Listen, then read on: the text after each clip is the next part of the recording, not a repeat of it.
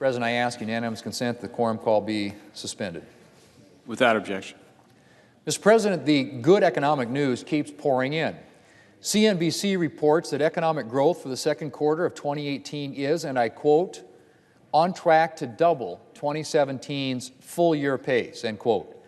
In April, for the first time since the Bureau of Labor Statistics began tracking the data, the number of job openings outnumbered the number of job seekers.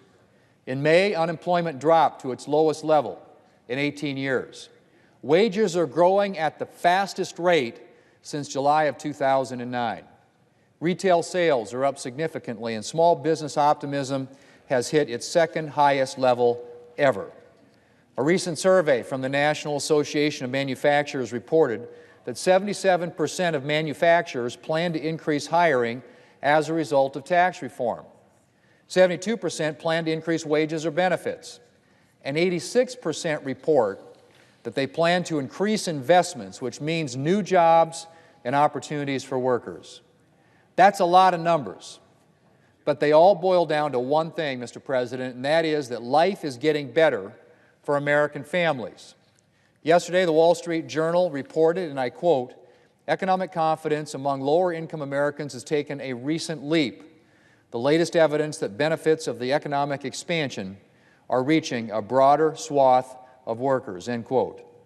Mr. President, if there's one thing that's needed to help people achieve the American dream, it's a thriving economy. What do people think about when they think about the American dream? They dream about starting a business from their kitchen table and growing it into a thriving enterprise. They dream about a secure job that will allow them to own a nice home, plus have extra to take the kids to the beach each year and save money for education, retirement, and those unexpected expenses. They dream about landing a job at their dream company and working their way up the ladder to the top. They dream about fulfilling work that can turn into a fulfilling career. And they dream about a secure retirement with extra money to treat the grandkids. Mr. President, those are the types of things that Americans dream about when they think about the American dream. Well, it's pretty hard to accomplish any of those dreams if the economy is stagnant or struggling. It's pretty hard to work your way up the ladder if your company is having to lay people off. It's hard to buy a house or to save for the kids' college if you don't have anything left over once you've paid the bills. Mr. President, during the last administration, the economy did not thrive. And as a result, American families struggled. And so when President Trump took office, Republicans and President Trump made reversing our economic decline a priority. Perhaps the two biggest drags on our economy during the Obama administration were burdensome regulations and an outdated tax code. And so we took immediate action to roll back burdensome Obama administration regulations, and we got to work on reforming our outdated tax code. And 6 months ago this week, we passed historic tax reform. Before the Tax Cuts and Jobs Act, the tax code was not helping businesses grow and create jobs. In fact, it was doing the opposite. And that had real consequences for American workers. A small business owner struggling to afford the hefty annual tax bill for her business was highly unlikely to be able to hire a new worker or to raise wages.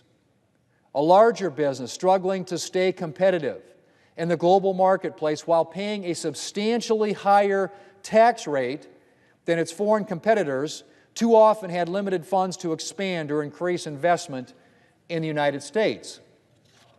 And so we took action to improve the playing field for American workers by improving the playing field for businesses as well. To accomplish that, we lowered tax rates across the board for owners of small and medium-sized businesses, farms, and ranches. We lowered our nation's massive corporate tax rate, which up until January 1st was the highest corporate tax rate in the developed world. We expanded business owners' ability to recover investments they make in their businesses, which frees up cash that they can reinvest in their operations and their workers. And we brought the U.S. international tax system into the 21st century so that American businesses are not operating at a disadvantage next to their foreign competitors. And now, we're seeing the results. Companies have announced higher wages, better retirement benefits, bonuses, increased investment, new jobs, and more. As I mentioned above, 77% of manufacturers plan to increase hiring as a result of tax reform, and 72% plan to increase wages or benefits. Meanwhile, at the end of May, the National Federation of Independent Business reported that a record high percentage of small businesses had increased compensation for their employees. Then there are the 100-plus utility companies that are lowering rates as a result of tax reform. The companies boosting their education benefits to help employees get the skills that they need for successful careers.